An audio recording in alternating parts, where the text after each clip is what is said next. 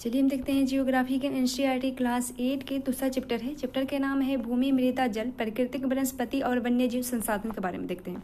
कुछ कहानी से समझेंगे। जैसे तंजानिया अफ्रीका के एक छोटे से गांव है। वहां के मम्बा पानी लाने के लिए प्रातः शीघ्र उठती है और उससे दूर जाना पड़ता है और वह कुछ घंटों बाद लौटती है। उसके उपरांत वह अपने घर के कामों में अपनी माँ का हाथ बटाती है और अपने भाइयों की बकरियों की देखभाल में भी मदद करती है। और उसके पूरे परिवार के पास उनकी छोटी झोपड़ी और चारों ओर से चट्टानी भूमि का एक भाग है। अमम्बा के पिता कठिन परिश्रम के बाद कुछ मक्का और सेम ही उगा सकते हैं, फिर भी यह उनके परिवार के साल भर के खाने के लिए पर्याप्त ये नहीं है। और पीटर न्यूजीलैंड के भेड़ पालन प्रदेश के मध्यवर्तीय भाग में रहता है और जहां उसका परिवार ऊन परिक्रम करने का कारखाना चलाता है। प्रतिदिन जब पीटर स्कूल से लौटता है वह अपने चाचा को अपनी भेड़ों की देखभाल करते हुए दिखता है।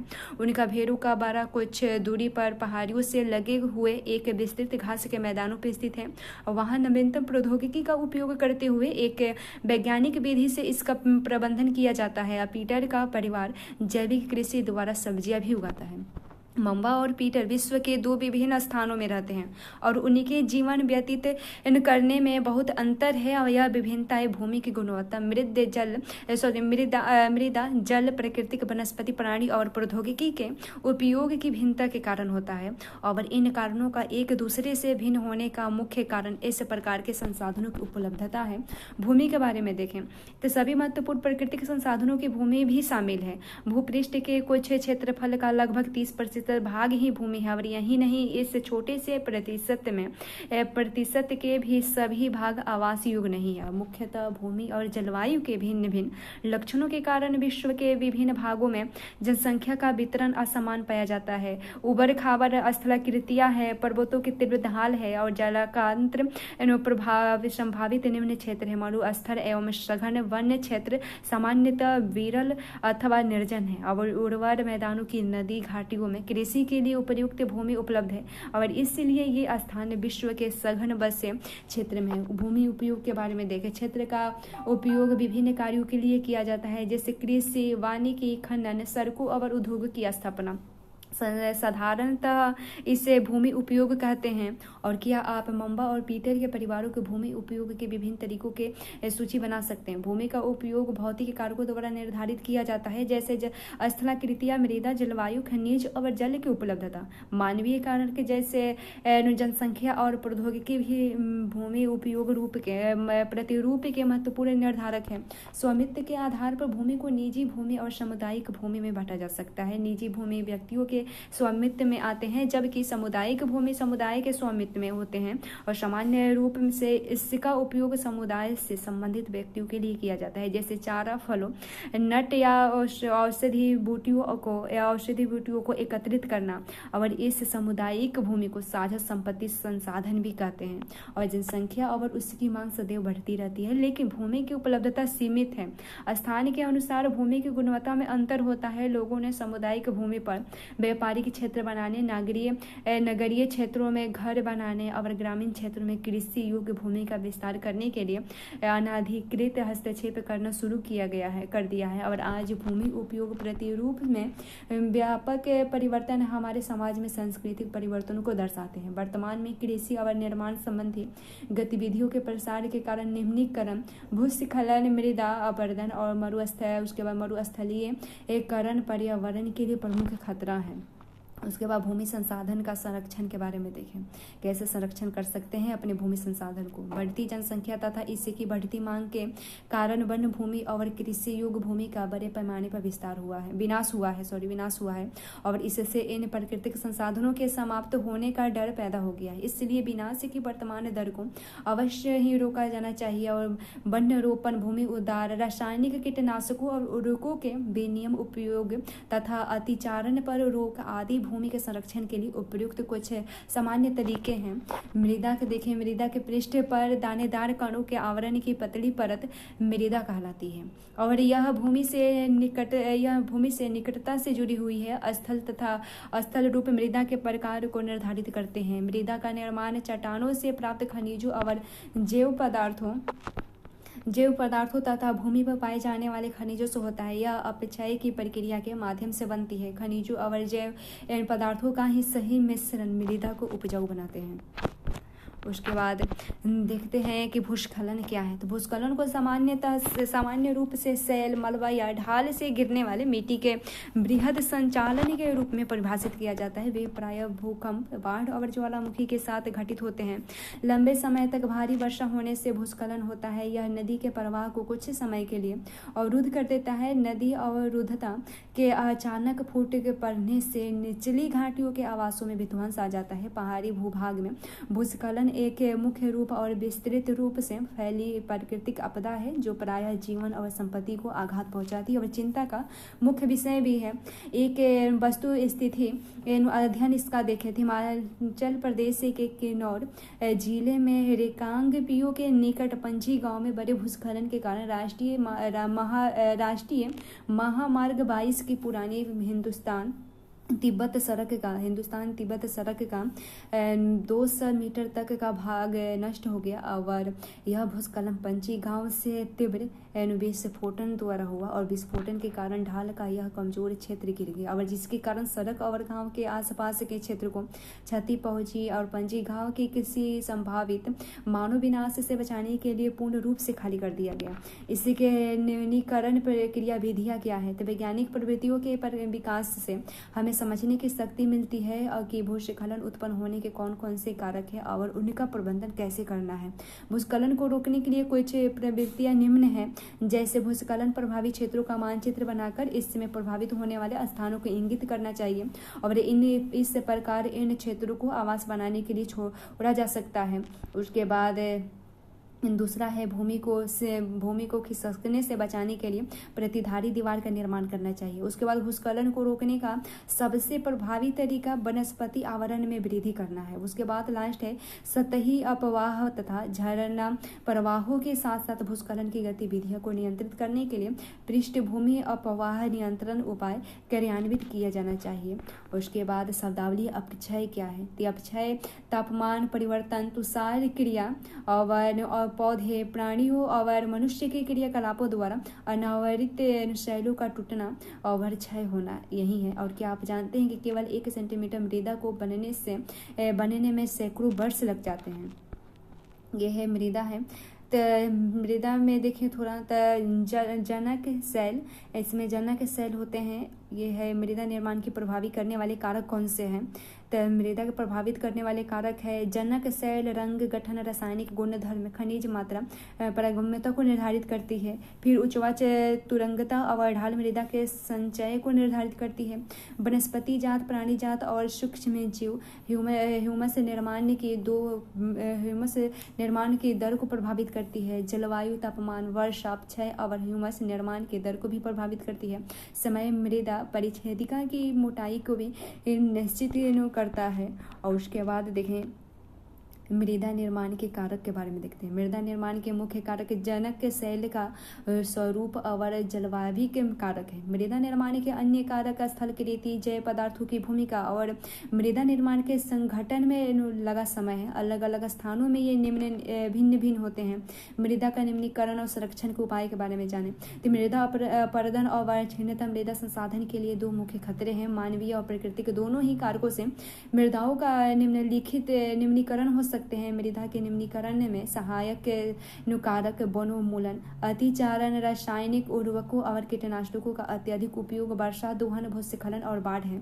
और मृदा संरक्षण की कुछ विधियां निम्न है। उसके जो विधियां निम्न प्रकार की है, मल्चल बनाना, यानी पौधों के बीच अनावरित भूमि जैव पदार्थ जैसे परवाल से ढक दी जाती है और इससे मृदा की आर्द्रता रुक जाती है।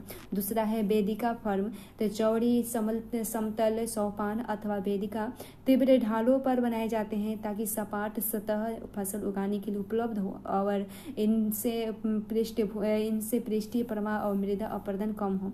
उसके बाद समोच्च रेखीय जुताई है। तो ये एक पहाड़ी ढाल पर समोच्च रेखा, ये समांतर जुताई ढाल से नीचे बहते जल के लिए एक प्राकृतिक अवरोध का निर्माण करती है।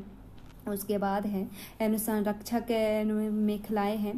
तटीय प्रदेशों और शुष्क के प्रदेशों में पवन गति रोकने के लिए वृक्ष कतारों में लगाए जाते हैं ताकि मृदा आवरण को बचाया जा सके। उसके बाद लास्ट है समोच्चरेखीय रोधिकाएं। समोच्च रेखाओं का पर रोधिकाएं बनाने के लिए पत्थरों, घास, मृदा का उपयोग किया जाता है और रोधिकाओं के सामने जल एकत्र करने के लिए खाइयां बनाई जाती हैं। और उसके बाद चट्टान बांध है, तो यह जल के प्रवाह को कम करने के लिए बनाए जाते हैं और यह नलियों की रक्षा करने के लिए करते हैं और मृदा की क्षति को भी बचाते हैं। और बीज की फसल उगाना, तो यह वर्षा दोहन से मृदा को सुरक्षित करने के लिए अलग अलग समय पर भिन्न भिन्न फसलें एकांत कतारों में उगाई जाती है। क्या आप जानते हैं कि वर्ष 1975 में मानव उपयोग के लिए जल की खपत 3850 घन किलोमीटर प्रति वर्ष थी, जो वर्ष 2000 में बढ़कर 6000 घन किलोमीटर प्रति वर्ष से भी अधिक हो गया था। उसके बाद एक टपका नल एक वर्ष में 1200 लीटर जल व्यर्थ करता है। देखते हैं जल के बारे में। तो जल एक महत्वपूर्ण नवीनीकरणीय प्राकृतिक संसाधन है। पृष्ठभूमि का 3/4 भाग जल से ढका हुआ है और इसलिए भूपृष्ठ का 3/4 भाग जल से ढका हुआ है, इसलिए इसे जल ग्रह कहना उपयुक्त है। लगभग 3.5 अरब वर्ष पहले जीवन आदि महासागरों में ही प्रारंभ हुआ था और यद्यपि आज भी महासागर पृथ्वी के सतह के 2/3 भाग को ढके हुए हैं और विविध प्रकार के पौधे और जंतुओं को मदद करते हैं। महासागरों का जल लवणीय है और मानवीय उपयोग के लिए उपयुक्त नहीं है। अलवण जल केवल जो 2.7% ही है। इसका लगभग 70% भाग बर्फ की चादरों और हिमानियों के रूप में अटलांटिक, ग्रीनलैंड और पर्वतीय प्रदेशों में पाया जाता है और अपनी स्थिति के कारण ये मनुष्य की पहुंच के बाहर है। केवल 1% अलवण जल उपलब्ध है और यह मानव उपभोग के लिए उपयुक्त है और यह भौम जल नदियों और झीलों में पृष्ठीय जल के रूप में तथा वायुमंडल में जलवाष्प के रूप में पाया जाता है। इसलिए अलवणीय जल पृथ्वी का सबसे अधिक मूल्यवान पदार्थ है। पृथ्वी पर जल न बढ़ाया जा सकता है और न ही घटाया जा सकता है। इसकी कुल मात्रा स्थित है और इसकी प्रचुरता में विविधता प्रतीत होती है, क्योंकि यह वाष्पीकरण, वर्षण और वाह की प्रतिक्रियाओं द्वारा महासागरों, वायु, भूमि और पुनः महासागरों में चक्रण द्वारा निरंतर गतिशील है। जैसे कि आप जानते हैं, इसे जल चक्र कहते हैं। मनुष्य जल की बड़ी मात्रा का उपयोग न केवल पीने और जुताई में ही करता है वरन उत्पादन प्रक्रियाओं में भी करता है। जल कृषि उद्योगों तथा बांधों के जलाशयों के माध्यम से विद्युत उत्पादन करने में भी उपयोग किया जाता है और जल स्रोतों के सूखने अथवा जल प्रदूषण के कारण अलवणीय जल की आपूर्ति की कमी के मुख्य कारक बढ़ती जनसंख्या, भोजन और नगदी फसलों की बढ़ती मांग है और बढ़ता नगरीकरण और बेहतर होता जीवन स्तर भी है। क्या आप जानते हैं कि आपने जल बाजार के बारे में सुना है? क्या आपने कभी जल बाजार के बारे में सुना है? सौराष्ट्र प्रदेश में 1.25 लाख जनसंख्या वाला अमरेली शहर पांच के तालुकों से पानी खरीदने के लिए पूर्णतः निर्भर है। उसके बाद जल उपलब्धता की समस्याओं के बारे में देखें तो विश्व के कई प्रदेशों में जल की कमी है। अधिकांश अफ्रीका, पश्चिमी एशिया, दक्षिण एशिया, पश्चिमी संयुक्त राज्य अमेरिका के भाग, उत्तर पश्चिम मेक्सिको, दक्षिण अमेरिका के भाग और संपूर्ण ऑस्ट्रेलिया और लवणीय जल की आपूर्ति की कमी का सामना कर रहे हैं और ये देश ऐसे जलवायु प्रदेशों में स्थित है जहां अक्सर सूखा पड़ता है। इनमें जलाभाव की अधिक समस्या बनी रहती है और इस प्रकार जल का अभाव मौसमी अथवा वार्षिक वर्षण में विविधता के परिणाम स्वरूप हो सकते हैं अथवा अति उपयोग और जल स्रोतों के संदूषण के कारण भी जल का अभाव हो सकता है। जल संसाधनों का संरक्षण कैसे कर सकते हैं? तो आज के विश्व में शुद्ध तथा पर्याप्त जल स्रोत तक पहुंचना एक बड़ी समस्या बन गई है। इस क्षण होते संसाधन के संरक्षण के लिए कदम उठाने चाहिए। यद्यपि जल एक नवीनीकरण संसाधन है, तथापि इसका अति उपयोग और प्रदूषण इससे उपयोग के लिए अनुपयुक्त बना देते हैं और शोधित या आंशिक रूप से अनुशोधित वहित मल, कृषि रसायनों का विसर्जन और जल निकायों में औद्योगिक बहिस्राव जल के प्रमुख प्रदूषण है। और संदूषक है और इनमें शामिल नाइट्रेट धातु है और पीड़कनाशी जल को प्रदूषित कर देते हैं। इनमें से अधिकांश रसायन अजैव निम्नीकरण होने के कारण जल द्वारा मानव शरीर में पहुंच जाते हैं और इन प्रदूषणों को जल निकायों से छोड़ने से पूर्व वही स्राव को उपयुक्त विधि से शोधित करके जल प्रदूषण नियंत्रित किया जा सकता है। वन और जल वनस्पति आवरण धरातलीय प्रवाह को मंद करते हैं और भूमिगत जल को पुनः पूर्ति करते हैं। जल संग्रह पृष्ठभूमि प्रवाह को बचाने की दूसरी विधि है वह जल रिसाव को कम करने के लिए खेतों को सिंचित करने वाले नहरों को ठीक से पक्का करना चाहिए। रिसाव और वाष्पीकरण से होने वाले जल क्षति को रोकने के लिए क्षेत्र को स्प्रिंकलरों से सिंचाई करना अधिक प्रभावी विधि है और वाष्पीकरण की अधिक दर वाले शुष्क प्रदेशों में सिंचाई की ड्रिप अथवा टपकन विधि बहुत उपयोगी होती है। सिंचाई की इन विधियों को अपनाकर बहुमूल्य जल संसाधनों को संरक्षित किया जा सकता है। क्या आप जानते हैं कि अपने घर की छत पर वर्षा जल एकत्र करके इस जल का संग्रह करना एवं विभिन्न उत्पादों उपयोगी में लाना वर्षा जल संग्रह कहलाता है और औसतन 2 घंटे की वर्षा का एक दौर 8000 लीटर तक बचाने के लिए काफ़ी है। उसके बाद देखते हैं प्राकृतिक वनस्पति और वन्य जीव के बारे में। स्कूल के बच्चे हस्तलिपि प्रदर्शनियों में घूम रहे थे और प्रदर्शनी की वस्तुएं देश के भिन्न भिन्न प्रकार भागों से एकत्रित की गई है और मोना ने एक थैला हाथ में उठाया और उससे उत्साह से कहा यह एक सुंदर हैंडबैग है। यह अध्यापिका ने कहा हाँ यह जूट से बना हुआ है। क्या आप उन टोकरी दीप छात्रों और कुर्सियों को देखते हैं? वे बेत और बांस की बनी है। भारत के पूर्वी और उत्तर पूर्वी आंध्र प्रदेशों में बांस प्रचुर मात्रा में पैदा होती है और जैसी रेशमी स्कार्फ देखकर उत्साही होती है और यह खूबसूरत स्कार्फ देखो। यह अध्यापिका ने स्पष्ट किया कि रेशम कीटों से प्राप्त किया जाता है जो शहतूत के पेड़ों पर पाले जाते हैं। और बच्चे समझ गए कि इन पौधे हमें अनेक विभिन्न उत्पाद प्रदान करते हैं जिनका उपयोग हम अपने दैनिक जीवन में करते हैं। प्राकृतिक वनस्पति और वन्य जीव केवल स्थल मंडल जल मंडल और वायुमंडल के बीच जुड़े एक सक्रिय क्षेत्र में ही पाए जाते हैं जिसे हम जैव मंडल कहते हैं। जैव मंडल में सभी जीवित जातियां जीवित रहने के लिए एक दूसरे से परस्पर संबंधित है निर्भर रहती हैं और इस जीवन आधारित तंत्र को परितंत्र कहते हैं। वनस्पति और वन्य जीव बहुमूल्य संसाधन है। पौधे हमें इमारती लकड़ी देते हैं, प्राणियों को आश्रय देते हैं, ऑक्सीजन उत्पाद करते हैं जिसमें हम सांस लेते हैं, फसलों को उगाने के लिए आवश्यक मृदा की सुरक्षा करते हैं, रक्षक मेखला के रूप में कार्य करते हैं, भूमिगत जल के संग्रह में सहायता देते हैं, हमें फल लेटेक्स तारपीन का तेल गोंद औषधीय पौधे और कागज प्रदान कर देते हैं जो आपके अध्ययन के लिए अत्यधिक आवश्यक है। पौधे के असंख्य उपयोग और उनमें आप कुछ और जोड़ सकते हैं। वन्य जीवन के अंतर्गत जंतु पक्षी कीट एवं जलीय जीव रूप आते हैं।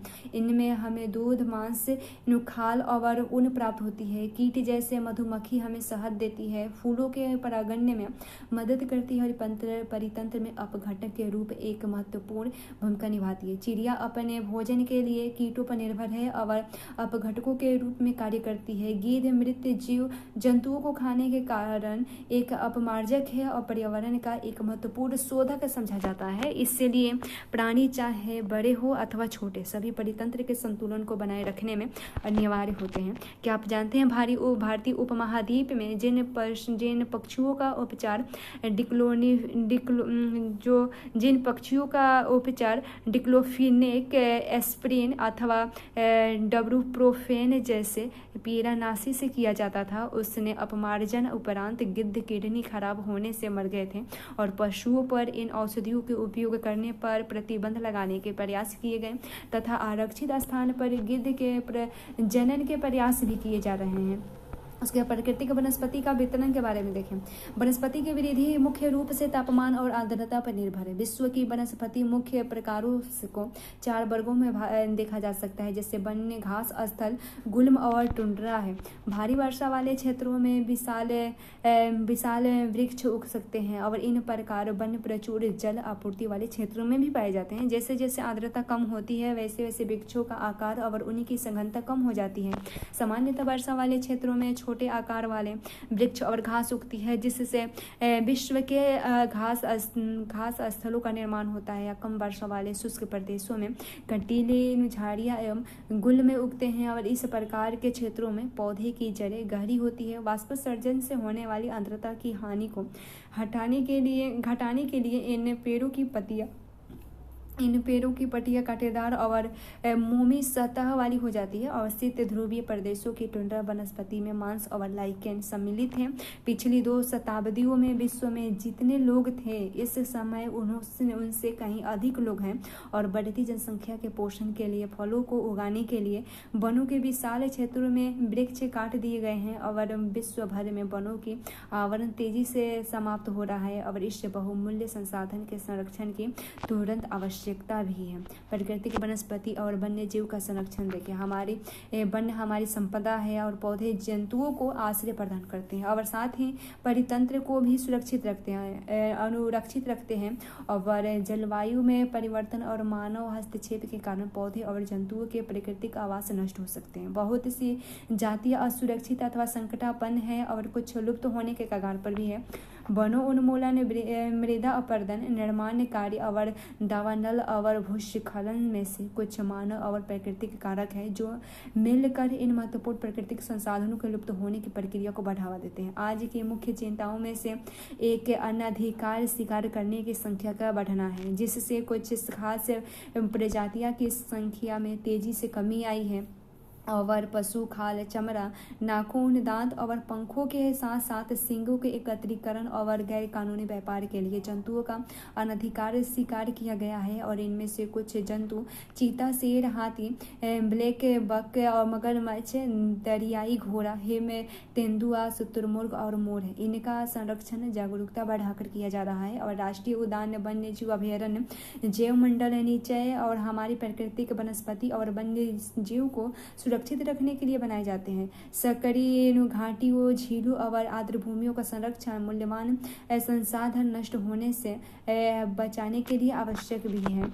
उसके बाद यदि प्रजातियों की सापेक्ष संख्या को भंग न किया जाए तो पर्यावरण में संतुलन बना रहेगा। विश्व के अनेक भागों में मनुष्य ने अपने क्रियाकलापों से अनेक प्रजातियों के प्राकृतिक आवासों में उथल पुथल कर दिया है। अनेक पक्षियों और जीव जंतुओं के अंधाधुंध शिकार के कारण या तो वे विलुप्त हो गए हैं या विलुप्त होने के कगार पर हैं।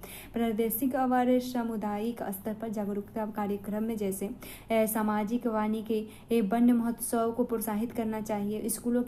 स्कूलों में बच्चों को पक्षी देखने, प्राकृतिक कैंपों में जाने के लिए प्रोत्साहित करना चाहिए ताकि वे विविध जातियों के निवास का अवलोकन कर सकें। बहुत से देश पक्षियों और पशुओं को मारने और उनके व्यापार करने में विरुद्ध है और भारत में शेरों, चीताओं, हिरणों, भारतीय सारंग और मोर को मारना अवैध माना जाता है। और एक अंतर्राष्ट्रीय परिपाटी CITES यानी the convention on international trade in endangered species of wild fauna and flora की स्थापना की गई है, जिसने प्राणियों की, पक्षियों की अनेक प्रजातियों की सूची तैयार की है। इस सूची में दिए गए सभी पक्षी और प्राणियों के व्यापार पर प्रतिबंध लगाया गया है। पौधे और प्राणियों का संरक्षण प्रत्येक नागरिक का नैतिक कर्तव्य भी है। क्या आप जानते हैं कि CITES यानी the convention of international trade in injured species of wild fauna and flora सरकार के बीच एक अंतर्राष्ट्रीय समझौता है और इसका उद्देश्य यह सुनिश्चित करना है कि वन्य प्राणी एवं पौधे के नमूने अंतर्राष्ट्रीय व्यापारों से उनके जीवन को कोई खतरा नहीं है। मोटे तौर पर पशुओं की 5,000 जातियां और पौधे की 28,000 जातियां रक्षित की गई है। भालू, डॉल्फिन, कैक्टस, प्रवाल, ऑर्किड और एलो कुछ उदाहरण है इसके। शब्दावली है जैव मंडल निचल।